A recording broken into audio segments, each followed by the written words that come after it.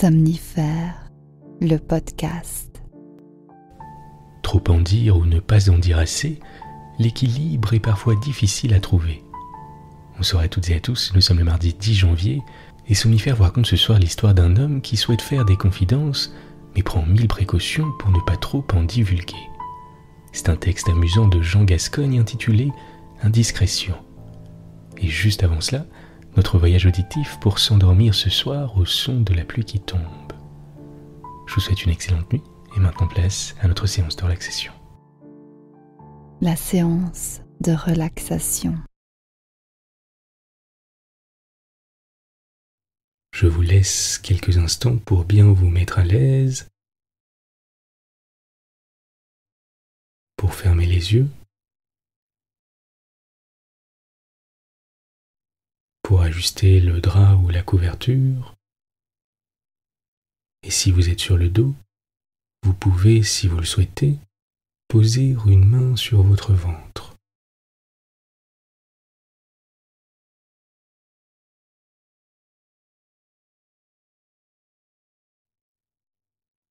Pendant quelques instants, portez simplement votre attention sur les mouvements de votre respiration.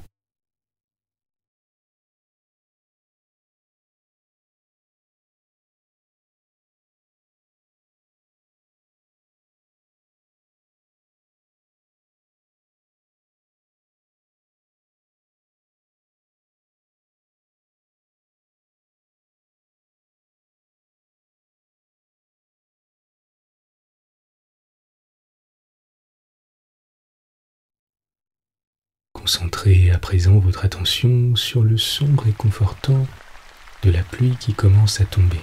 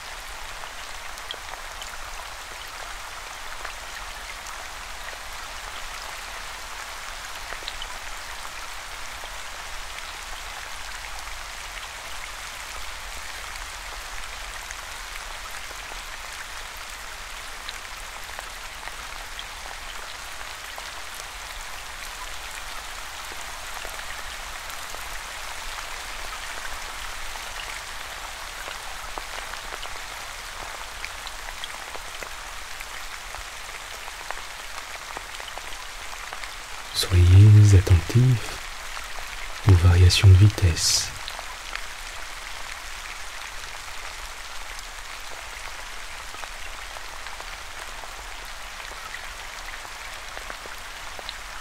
Au poids des gouttes qui tombent.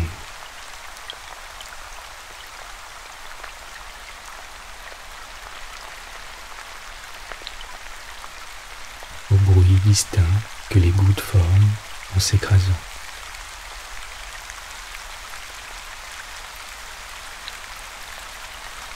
À cette mélodie apaisante et réconfortante.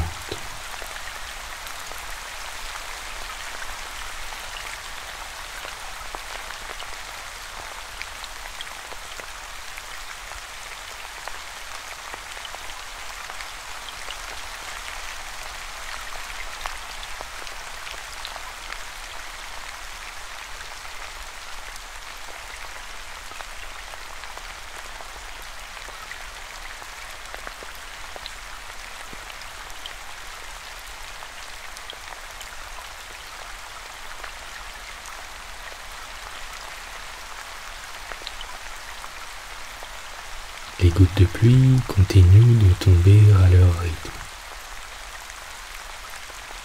sans effort.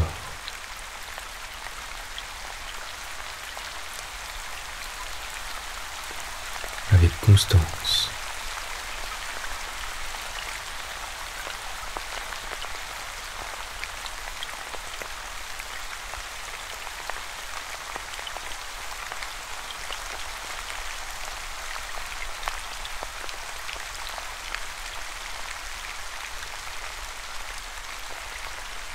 Vous pouvez choisir où cette pluie est en train de tomber.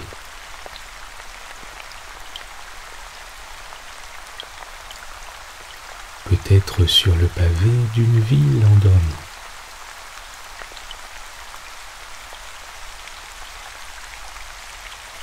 Sur la terre mouillée qu'elle nourrit.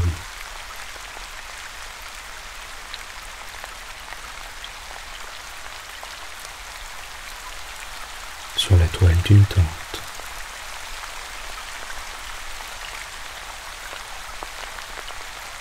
Sur le toit d'une maison.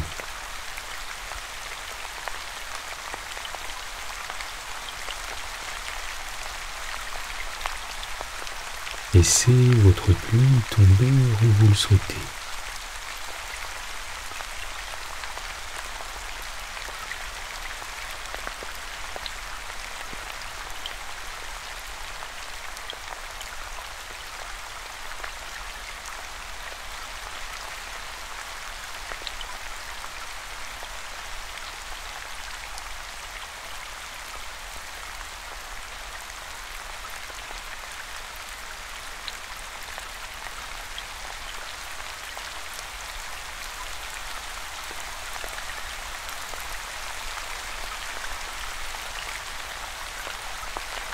Continuez de vous laisser bercer par le son de la pluie en portant votre attention à présent sur votre respiration.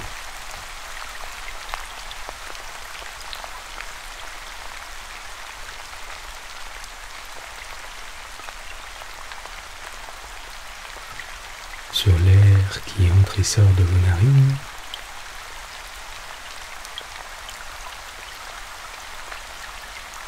sur la quiétude qui s'installe un peu plus à chaque expire.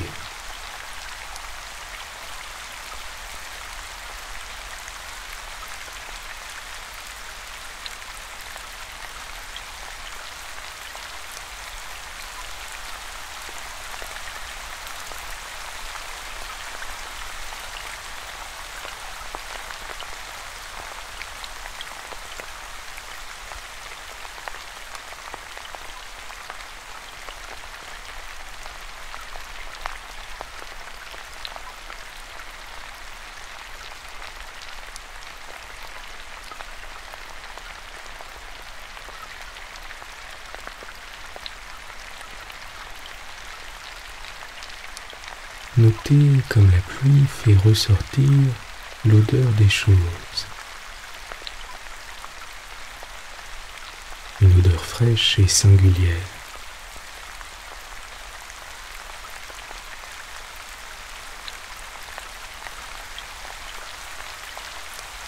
L'odeur des trottoirs mouillés.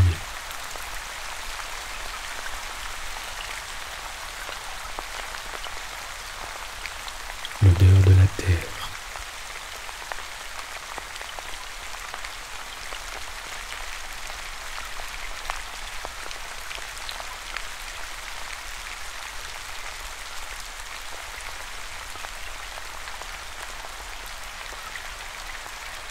Tentez du mieux possible d'imaginer l'odeur de cette pluie qui tombe.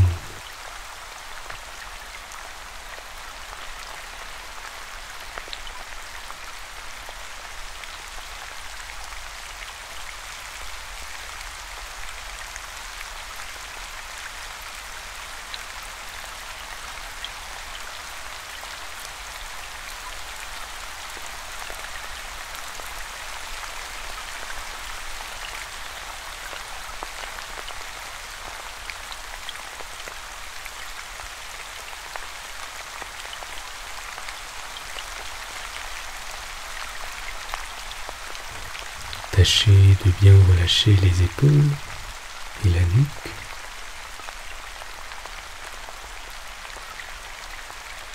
Vos hanches.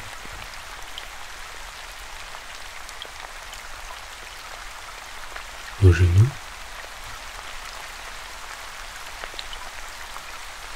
Et vos pieds.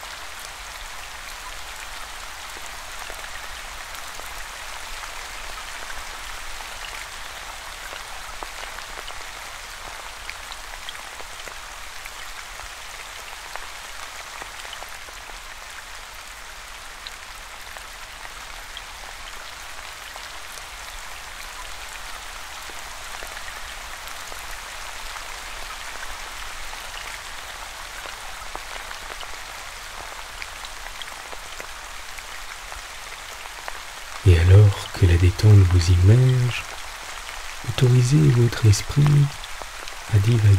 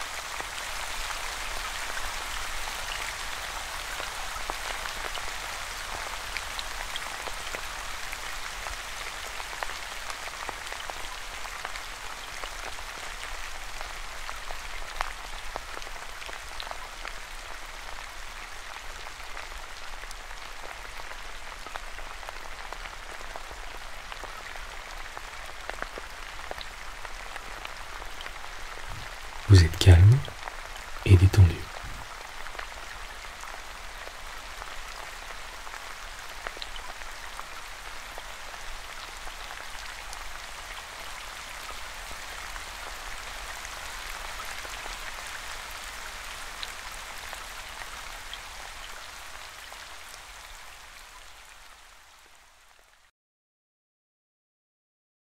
L'histoire du soir. C'est que je ne sais pas si je peux vous dire ce que je vais vous dire. Non, je ne le peux pas. Cependant, avec beaucoup de ménagement, de précaution, je crois qu'à la rigueur, à une condition par exemple, c'est que vous allez me promettre de ne rien répéter à personne. Voilà. Il s'agit d'une dame. Quand je dis dame, c'est une façon de parler. Mettons une femme, c'est plus vague. Elle peut avoir... En fait, je ne vous dirai pas son âge. Cela pourrait vous mettre sur la voie. Contentez-vous de savoir qu'elle a entre 20 et 60 ans. Elle habite une petite ville située dans le département de... Eh bien, je ne vous dirai pas non plus le nom du département. Je peux du moins vous dire la première lettre du nom du département. Il commence par A. Cherchez. Aisne, Ardennes, Aveyron, Ariège, Aube, Aude, Allier, Ardèche. Comme vous voyez, il y a un petit stock de départements commençant comme lui. C'est égal. Je suis peut-être allé un peu loin. Désormais, je me surveillerai. Cette dame appartient... Vous voudriez bien savoir à quel monde elle appartient. Vous désireriez qu'elle fût du meilleur monde, naturellement. Je m'en doutais. Soyez tranquille, je ne vous le dirai pas. D'abord, je ne le sais pas, et puis quand même je le saurai. Enfin, poursuivons. Ah, je vous rappelle avant d'aller plus loin que vous m'avez promis de ne rien répéter. Remarquez que je ne doute pas de votre discrétion, mais je prends mes précautions. C'est bien naturel, n'est-ce pas? À ma place, vous en feriez autant. Ce qu'il y a de plus original dans cette aventure, c'est que c'est un ami qui a tout découvert au moyen d'une lettre. Je dois l'avoir sur moi. Oui, mais n'ayez pas peur, je ne vous la lirai pas. Elle est là, tenez, là. J'ai peut-être été imprudent en vous indiquant la poche où je l'ai mise. Il y a peut-être des pickpockets qui m'écoutent et qui ne seraient pas fâchés de me débarrasser de ce document. Je peux vous lire un passage de la lettre, les premières lignes. Vous pouvez écouter, elles ne vous apprendront rien.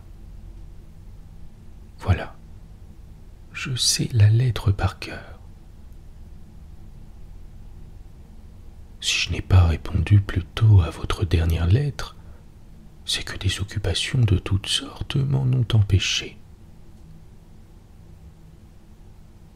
Le reste est plus intéressant, mais enfin cette phrase donne une idée de la personne dont il s'agit. Tout le monde ne commence pas ses lettres comme ça. Alors vous comprenez ce qui s'est passé. La dame a dit à l'ami: Monsieur, en fait, je ne veux pas vous dire ce qu'elle lui a dit, parce que cela vous mettrait au courant de tout. Quant à l'ami, il a répondu: dois-je vous dire sa réponse? Non. Décidément, je ne le peux pas. Alors la dame a fait des pieds et des mains, des pieds surtout, car elle a pris la fuite. Je suis peut-être allé un peu loin. Après tout, vous ne savez pas où elle a pris la fuite. Elle l'a pris où elle a pu la prendre. Au nord, à l'est, à l'ouest, au midi. Je vous laisse le choix. Comme il y a des chemins de fer dans toutes ces directions, vous ne devinerez pas. Alors lui, vous concevez, quand il a appris ça naturellement, ça lui a... Et à sa place, qu'auriez-vous dit? Vous auriez dit: ah, mais ça ne se passera pas comme ça. Eh bien, il a dit ça. Et qu'est-ce que vous auriez fait ensuite? Absolument rien. Eh bien, il n'a fait absolument rien lui aussi. Voilà. Quant à l'ami qui avait découvert la lettre, vous désireriez savoir ce qu'il est devenu. Rien du tout. Il est resté ce qu'il était.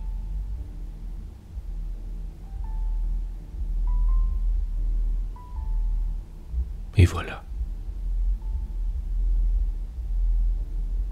Comme vous voyez, c'est un peu... c'est même trop. Mais enfin, on voit se passer tant de choses. Tout d'abord, on s'écrie: ah. Puis quand on réfléchit, on se dit: bah, après tout. Et puis, vous savez, tout est relatif.